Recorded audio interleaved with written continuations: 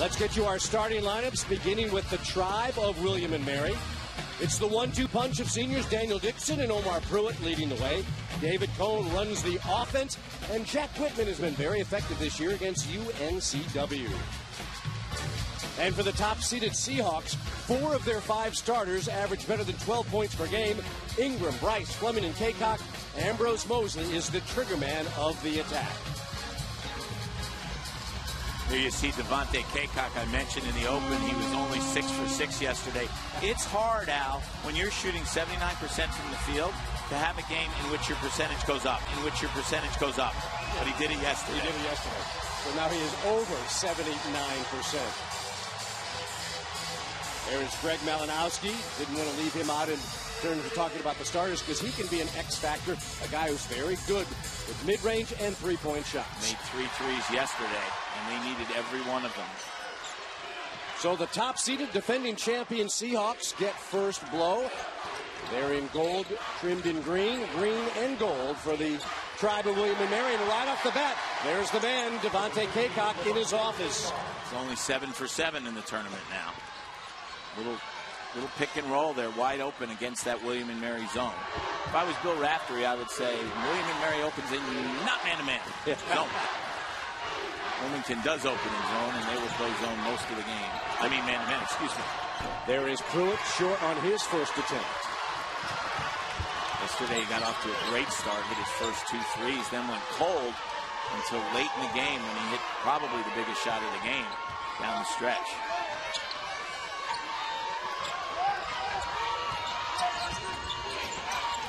Ingram flashes in, the kick out, and a traveling call by Bill Covington Jr. John, it's a chance for you to give us our Geico keys to the game. Well, Cohn commands, and what I mean by that is when David Cohn has a good game for Wilmington, it opens everything up for those 2 great shooters, Dixon and Pruitt. And yesterday he really wasn't very good, and that's one of the reasons they struggled. He's much better in transition and in the half court. And for Wilmington, of course, it's always get everybody involved. Dixon was challenged on that shot, was a little short, but it ends up going out of bounds with 14 seconds to go for the Tribe.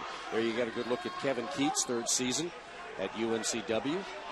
One of those 3 seasons, he only tied for first in the CAA. Yeah. Slacker. He's the 2-time CAA Coach of the Year until dethroned this year by Earl Grant of the College of Charleston. In and out for Dixon on his jump shot. A wide open look for Ambrose Mosley won't fall. Here comes David Cohn pushing the attack. He got too far under the basket. Great pick up there by Dixon. It's called picking up your teammate.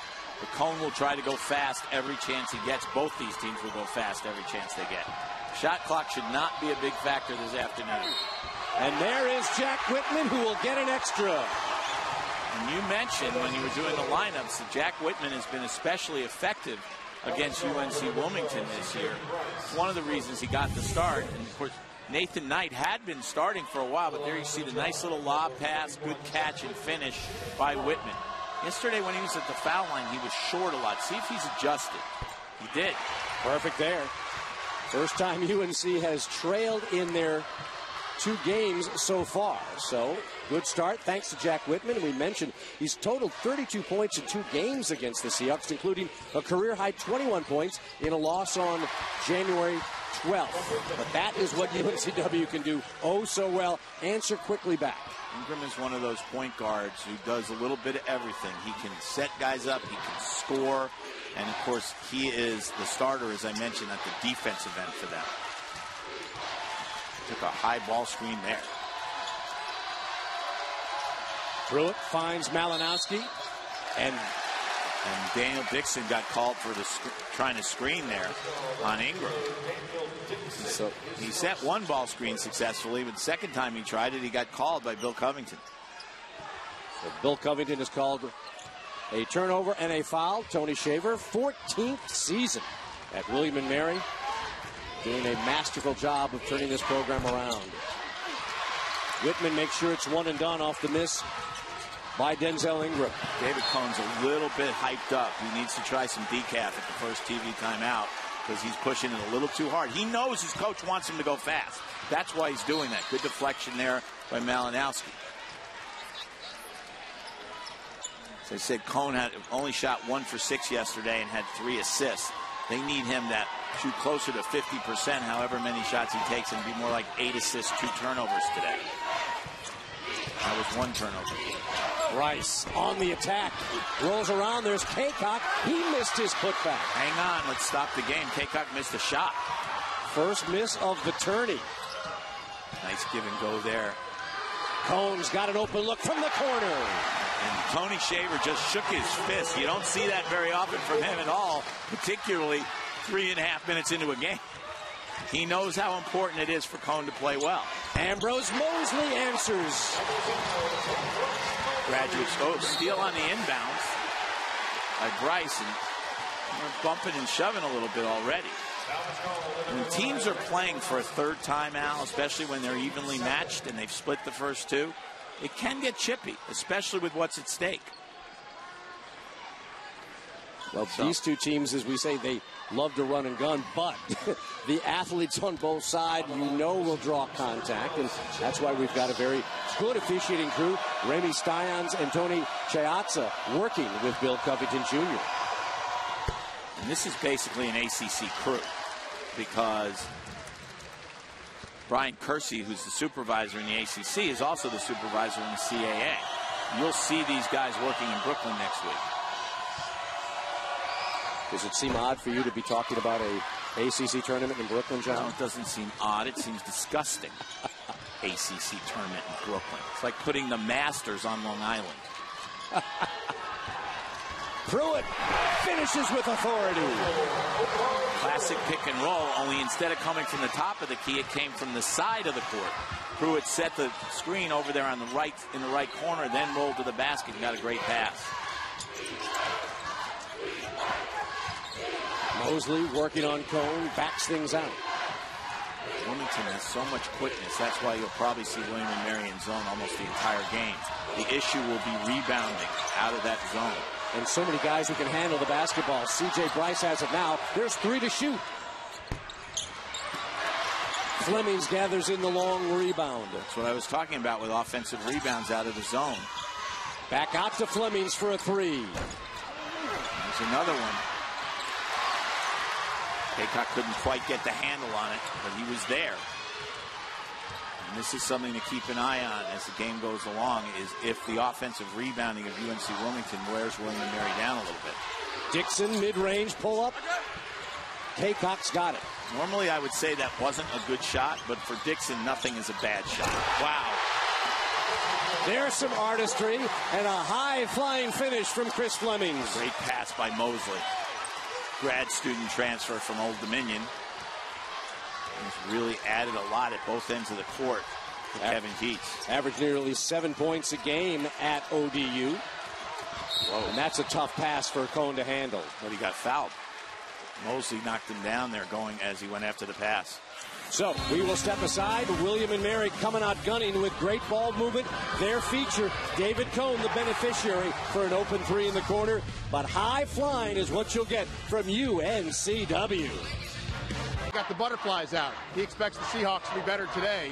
As for Tony Shaver, he lives with the pressure of knowing that William and Mary has still never made the NCAA tournament. I asked if it would be special for this year's senior class, the school's all-time winningest senior class, to finally get it done. He said it would be special for everyone affiliated with the program. It'd be special for our AD. It'd be special for every player who's ever played here for the last 200 years. Well, Rob, as John Feinstein knows, Tony Shaver has kind of almost put a little theme on this tournament. Yeah, that was his message to his players this week. He said, if you want to do something you've never done, you have to go places you've never gone before. And that's what they're trying to do. They've been so close, and Rowley picks up right where he left off yesterday. 3 out of 4. Tony Shaver said to us before the game when we were talking to him, we don't win that game yesterday without Paul Rowley. Dixon and Pruitt made the plays down the stretch, but Rowley put them in position to be able to make those plays. Rowley delivered 11 points yesterday, 8 of those in the second half, 3 of 4 from behind the arc as he starts out on fire. 11 points in 14 minutes, and so he was extremely efficient, to put it mildly. He can really catch it and shoot it. Tony was saying, sometimes he gets a little carried away and thinks he can create. That's not his game. Shooting is his game. You see Jordan Talley wearing number 4. He's checked into Kevin Keats' lineup. He had a great game off the bench yesterday. Look at Flemings work the baseline and pull up for the short J. Flemings has been such a solid player throughout his career at UNC-W. We have already had 6 lead changes, and we have barely played 6 minutes. And remember, we had 2 games, and there's Rowley again. You got to find him if you're the Seahawks. You said 6 lead changes in the game. We had two of our 4 games yesterday that did not have a lead change, including the Seahawks in Delaware.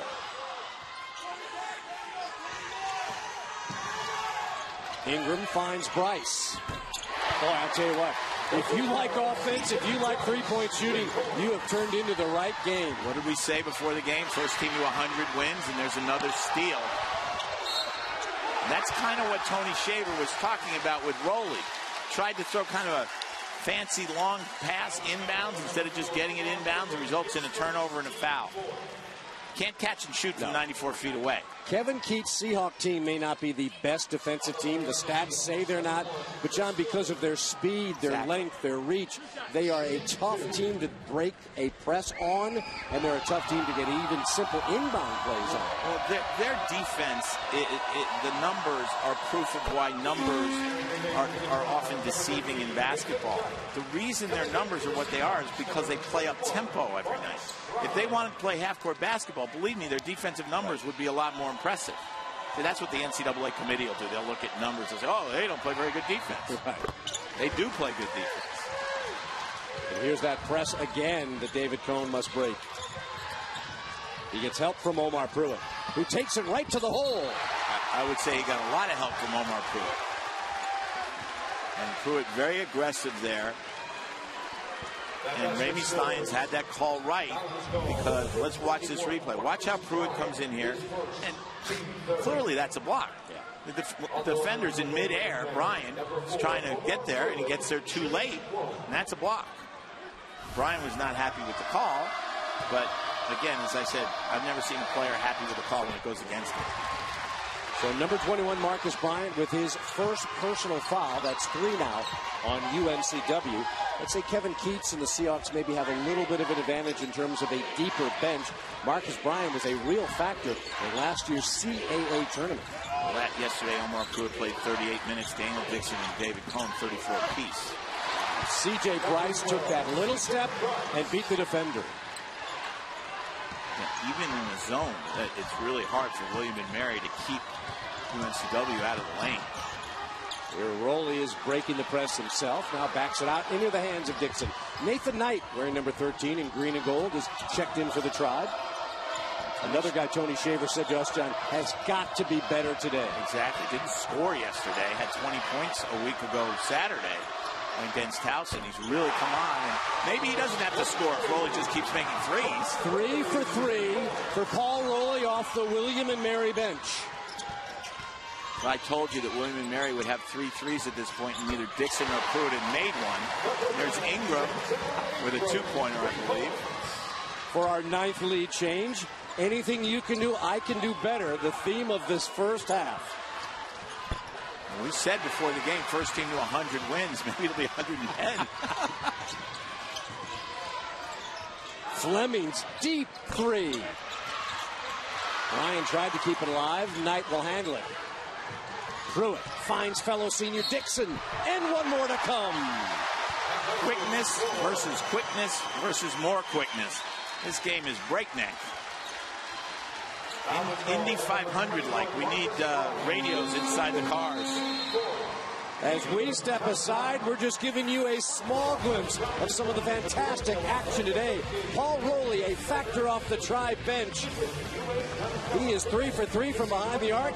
It could be a tie game. They're taking a lot of time looking at this. From our angle, it looked to me like a 3, but then both officials called it a 2. You can see his foot was on the line, and I think it's a 3. So there you see Ramey Steins coming away. Bill Covington Jr. is coming over to tell John Feinstein the ruling.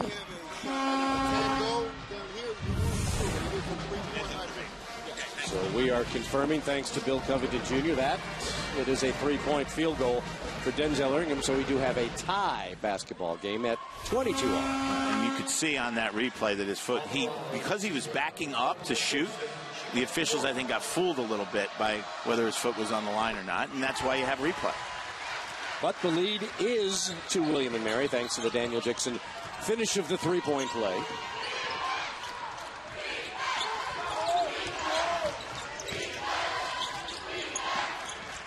Bryce pulls the trigger on a three. And a pushing foul on Devontae Kaycock underneath. And very hard on a weak side rebound if you're right under the basket to get to the ball. Kaycock trying to move to his right to get to the ball and pushed off. I think I may have misled you and everybody else. It's going to be on Ambrose Mosley with his second. So I thought Kaycock had the contact. It's going to be Mosley. Either way, he has two. UNC-W with 5. And that's where the bench of UNC-W will come into play, because they can go to their bench. And wow, that was not a good pass by Knight. He was lucky that Ingram wasn't looking at the ball. And Pruitt was. Yeah. But this is where, as you mentioned, what Jordan Talley meant to this team yesterday. How great is that to bring a guy of the talent of Talley to come back in and run the show? Rolling, hanging in the air, one and done thanks to Devontae Kaycock. Ingram had some foul trouble at a point in the game where Delaware was making a little bit of a run. And Talley came off the bench and just played great. The miss there. Jordan Talley with 16 points, 4 rebounds, and 3 assists yesterday. 11 of those points came in the second half. Oh, good play there by Talley, just reaching behind, goalie to steal the ball. Flemings runs into Omar Pruitt, offensive foul. Bill Covington right there.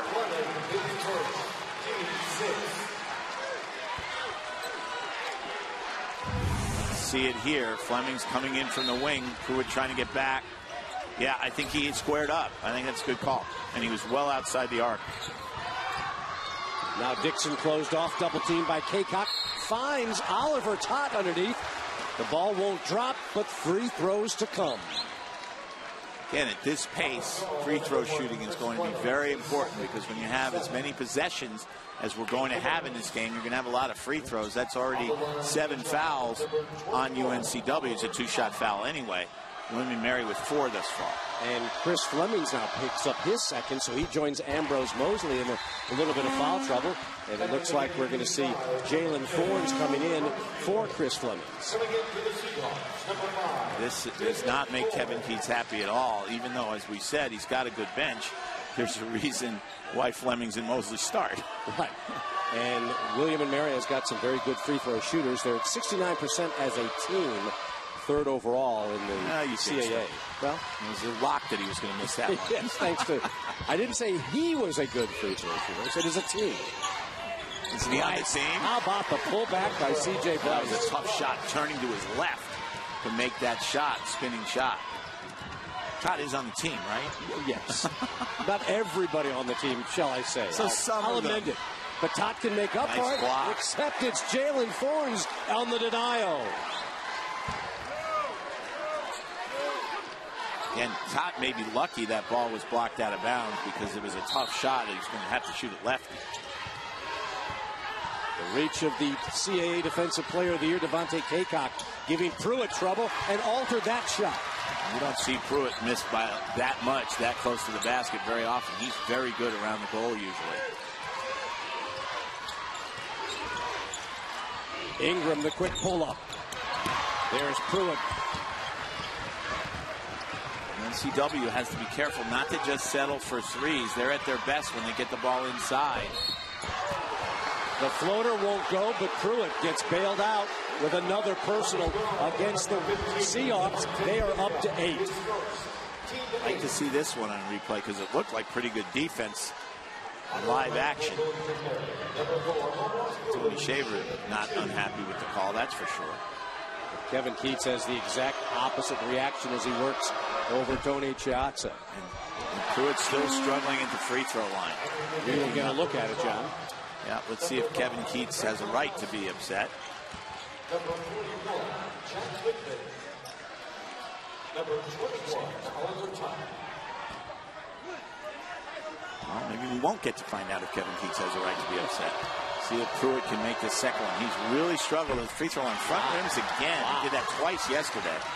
3 out of 5 yesterday, 0 for 2 today. That's 3 out of 7 in the tournament. That's not what he's looking for, that's for sure. Jalen Thorne's a little short as he made his move. Pruitt with the rebound. He's 1 on 3 here. And got knocked from behind by Jalen Thorne, but they're going to get an offensive foul instead as he ran over Jordan Talley. Bill Covington deferred to Tony Chiazza, who had the trail. Better angle. Let's see what we got here. Here comes Pruitt going straight to the goal. Looked like he was moving backwards, didn't it? And it looked like Jalen Thorne's knocked him from behind. That's what Covington had. Right. Covington was going to call that. But he deferred to Chiazza because Chiazza in the trail position had a better angle on the play. Well, now that's 2 fouls on Omar Pruitt as he stays in the game. I'm not sure Tony Shaver feels like he can afford to take him out. If so, not for very long. Connor Birchfield, number 10, is checked into the contest. So a very young group out there with the one senior on the floor, Omar Pruitt. The other seniors getting ready to check back in, probably for Pruitt, I guess. Malinowski, his first look won't go. They need Malinowski to make some threes, although Rowley's done a nice job of filling that gap so far.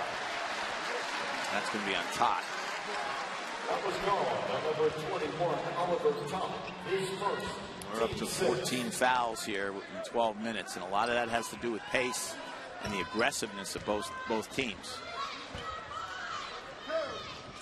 John, I did not get to see the very first meeting between these two teams where it was a 101-77 win by the Seahawks, but we did get to do the game in Williamsburg, a 96-78 win by William & Mary that had exactly this type of pace. Well, each team got rolling on its home court.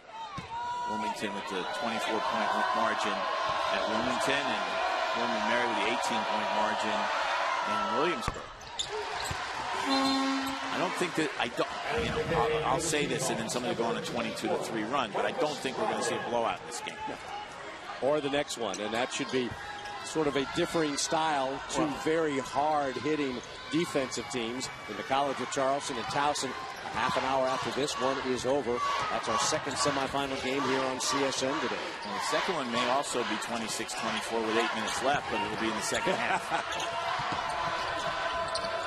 So Dixon has checked back in for fellow senior Omar Pruitt. Malinowski, the pullback. That's not his shot. His shot is catch and shoot. Talley still on the go. Nice pass. Finds Marcus Bryant underneath. That's why Talley's so good, because he can get in the lane and create either for himself or for a teammate. And David Cohn just got fouled trying to get position on the inbounds pass. He'll shoot 1-1 when we come back. The foul on Jalen Thorne. So, everything we expected, two high-powered offenses delivering. It's a 4-point ball game. UNC-W in the lead. Are very unselfish. That was the real trademark that I've noticed in talking with Kevin Keats with you yesterday, how proud he was that so many great offensive players don't ever act like I'm the guy. Everybody, you pretty much you can put 4 or 5 guys out there capable of putting 20 plus out there if they were selfish. They're not. And that's the reason why they're 27-5. Selfish teams are rarely good teams, and UNC-W is a very good team. Somebody was asking me this morning if they should get an at-large bid if they don't win this tournament. I said 100% absolutely, and 100% absolutely they won't, because the committee doesn't know anything about basketball. Peter Roby accepted, of course.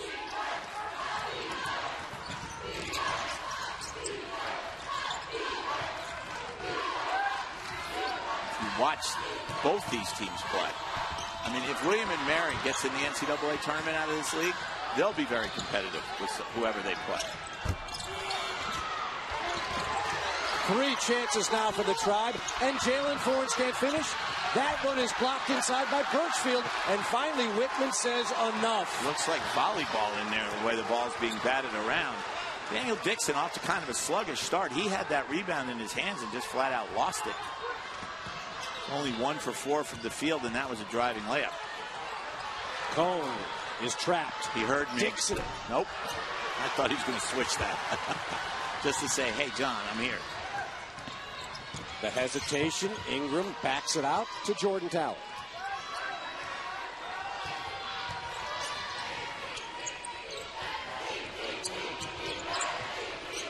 Malinowski closing Ingram off as there's 10 to shoot.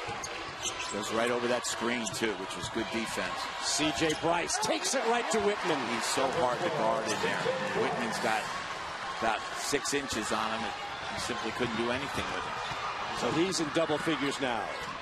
Dixon, that is a clean look, won't go. Short on both of them. Really struggling here in the early going. But he's a guy who can go 0 for and then make 5 in a row. And so can that man, yes, Denzel Ingram. He bangs home a 3. He's got 8. No doubt that was a 3. That was a 3 in any level of basketball. Tony Shaver's going to take his use it or lose it timeout here.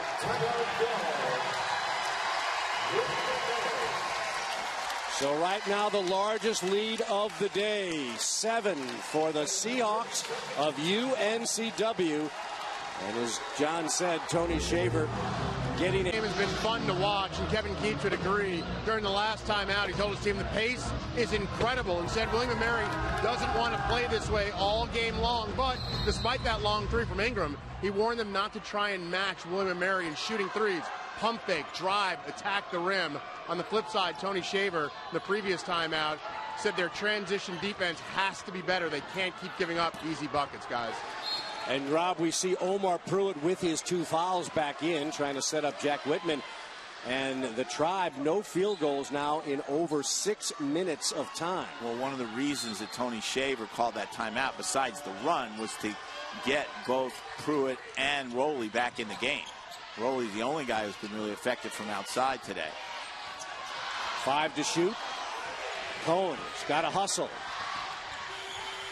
Beats the buzzer. Shot there by David Cone.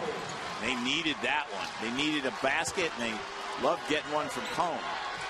So David Cone now with 7 points on the afternoon. He was only 1 for 6 yesterday. When you and I were talking to Tony Shaver, he emphasized how important it was for Cone to have a big day, or a good day. Jordan Talley looking for Devontae Kaycock, but he's fouled on the way up. He was. Jack Whitman got him. Really nice pass that set that up. He's going to go up and dunk that ball if Whitman doesn't foul him. 17 fouls now on the Tribe, 9 on UNC-W. So this is a 2-shot foul as he was fouled in the act of shooting. You know, I understand Tony Shaver saying to his players, we've got to do a better job in transition defense. Completely.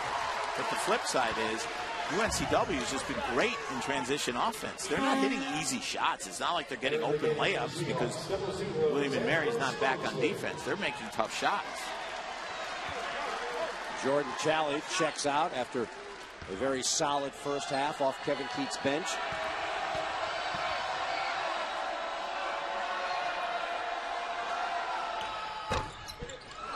So 1 of 2 for Devontae Kaycock.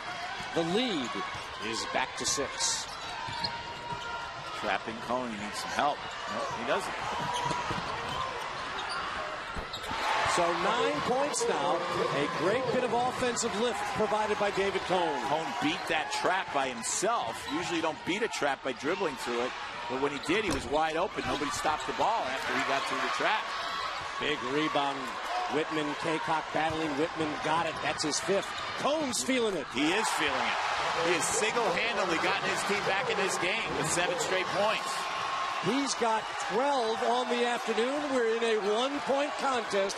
4:15 to go in the first. That's how you quiet things down. Devontae Kaycock from Denzel Ingram. How many times have people said that this year? Devontae Kaycock from Denzel Ingram.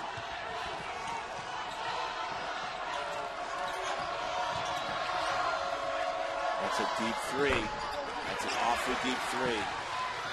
Kind of flat-footed on it. And he shoots his threes kind of flat-footed, but he didn't get any legs into that shot. Ingram this time calls his own number. And there's a foul. This could be on David Cone. No, it's actually going to be on Omar Pruitt. And if that's the case, that's going to be 3. That would be semi-disastrous for William and Mary. So we'll sort things out when we come. Said, feeling it, drain that 3 to get them within 1. The lead's now back up to 3. And the good news for William and Mary is Cone is playing so well. Paul Rowley's come off the bench. But their 2 stars, Daniel Dixon and Omar Pruitt, pretty much closed it cold as ice. 3 for 12 combined and 0 for 6 from 3. Rest of the team, 5 for 6 from 3. So they've needed David Cone's season high so far with 12 points. Remember, it was Pruitt and Dixon who really kind of lit things up in the second half. That may be needed by the Tribe, because it seems like every time they come up with a big bucket, the Seahawks answer right back. And by the way, the foul was on David Cone, number 34, so that means Omar Pruitt stays with 2 personals. Funny moment there. We were joking yesterday about how you never see a player say to an official, good call. Well, Tony Chiazza wasn't sure if it was 1 and 1 or 2. And he came out and asked Bill Covington, 1 and 1 or 2, and David Cone put up 2 fingers and said it's 2. Rob Carlin has a little more on David Cone. Yeah, it's interesting. I asked Kevin Keats this morning, other than Pruitt and other than Dixon, who concerns you on William and Mary? He said Cone. He said he's the guy that makes them go. He's their true ball handler. And making him go, Jordan Talley to Devontae Kaycock. But it all started with Ingram getting the turnover there on a poor pass by Jack Whitman, and if this were a hockey game, there'd be 2 assists. Or if it was a game played at Chapel Hill. And now that defensive pressure cranked up with the lead to 6. Again, there's no margin for error for William and Mary in this game because Wilmington is relentless at both ends. And Whitman needs to be a little more aggressive with 5 to shoot. He got to get some help. Dixon will give it to him.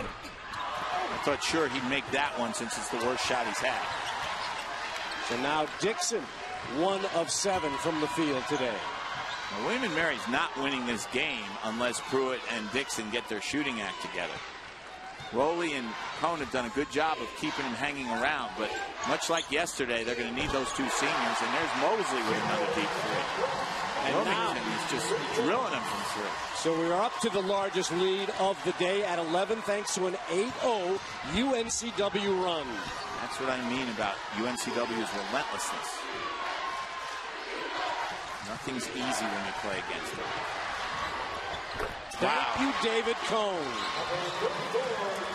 This is the best David Cone since I've seen since David Cone pitched for the Mets. Different spelling, but he's delivering a fastball to the Tribe's stagnant offense, and that is a lift that was desperately needed as Paul Rowley is flagged. That's 9 fouls now on each team. But Devontae Kaycock, the beneficiary of some great work, whether it's Ingram, whether it's Talley, whether it's Mosley, Kaycock gets to the rim and knows what to do. Well, the thing about Kaycock, that besides the fact that he's quick and has good feet, he's got great hands. They just throw it up toward the rim, and they know he'll catch it, and he'll finish.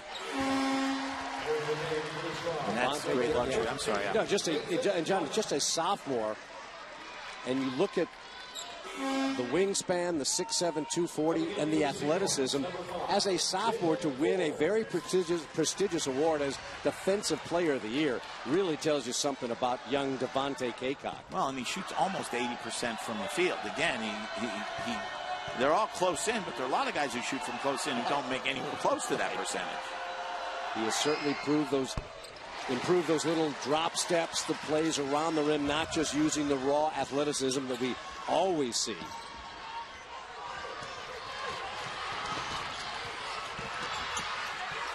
So David Cone has scored the last 12 William and Mary points.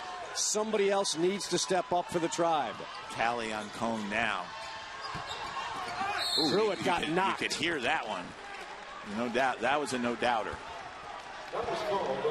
Now Omar Pruitt must make the Seahawks pay from the line, which he has not been that good at, as we said, really dating the last Saturday when he struggled from the line. Tony Shaver, when we were talking about that game against Towson, said he looked like he didn't want to be there when he was shooting free throws. He's clearly got a confidence thing going on here.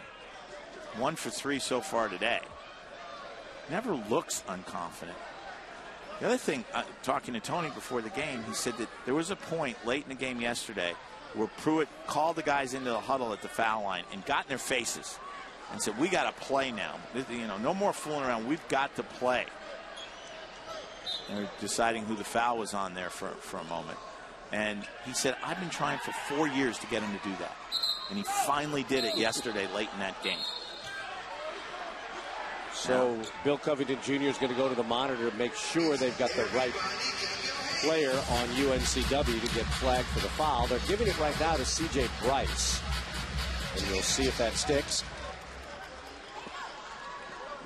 And it'll stay. Number 12, says Bill Covington Jr. Of course, Marty Aronoff had that before Bill Covington was convinced of it. So well, just come over to this table. Yeah, that's right. No need to go to that table. And there again, you're right, John. The confidence is lacking on the stroke of Omar Pruitt. And it's not like the shots are rimming out. I mean, these are bricks. This building could have 15,000 seats before he's done. There. He swishes the second. That was perfect. So C.J. Bryce is flagged for his second, team's 10th. Now Tony Shaver gets Pruitt out of the game on defense, not wanting to pick up a third foul here in the last 1:37. On that free throw, he didn't bend his legs as much in his motion.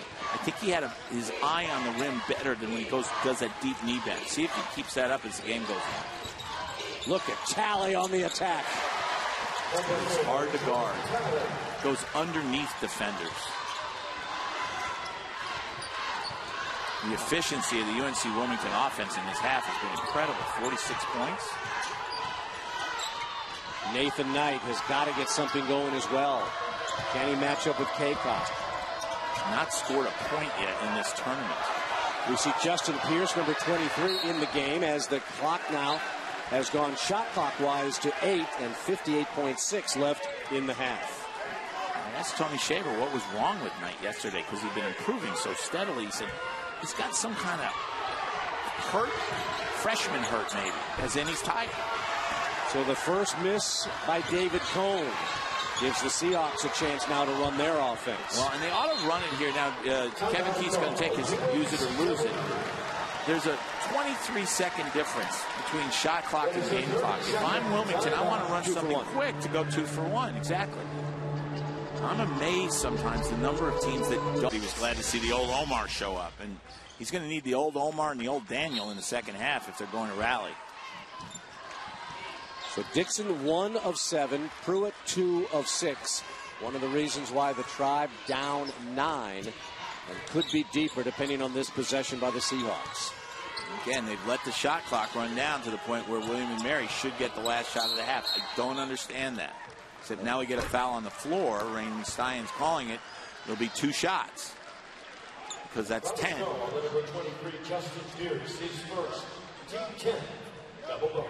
So it'll be Justin Pierce, the freshman, who gets his first personal foul. He comes from Glen Ellen, Illinois. Shot clock will be off when William and Mary gets the ball back.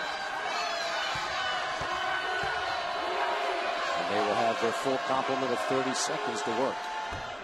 Wow, that looks like Omar Pruitt. Again, I watch legs when guys shoot free throws, and often you can tell just by watching their legs whether the shot's going to go in or not. First one, he had no legs. This one, he does. I'm right once a week, whether I need to be or not. You know, the old line about the stop clock's right twice a day. All right, so this could be a very big psychological possession. It's a double-digit lead now for UNC-W. Can the Tribe cut it down to single digits and take something with them into the locker room? What they could really use is a bucket for Dixon to get him going here. Rowley gives it back to Cone. It's in the hands of Cone with 5 to shoot. Dribbles against Kaycock. Had it stripped. Throws up a prayer. And great defense is right. That's the way the half ends. The Defensive Player of the Year, Devontae Kaycock, delivers for Kevin Keats. And the Seahawks have a 10-point lead to take with them into the halftime huddle. 13-4 was the run at the end of the half to give them that advantage. Let's check in now. Rob Carlin.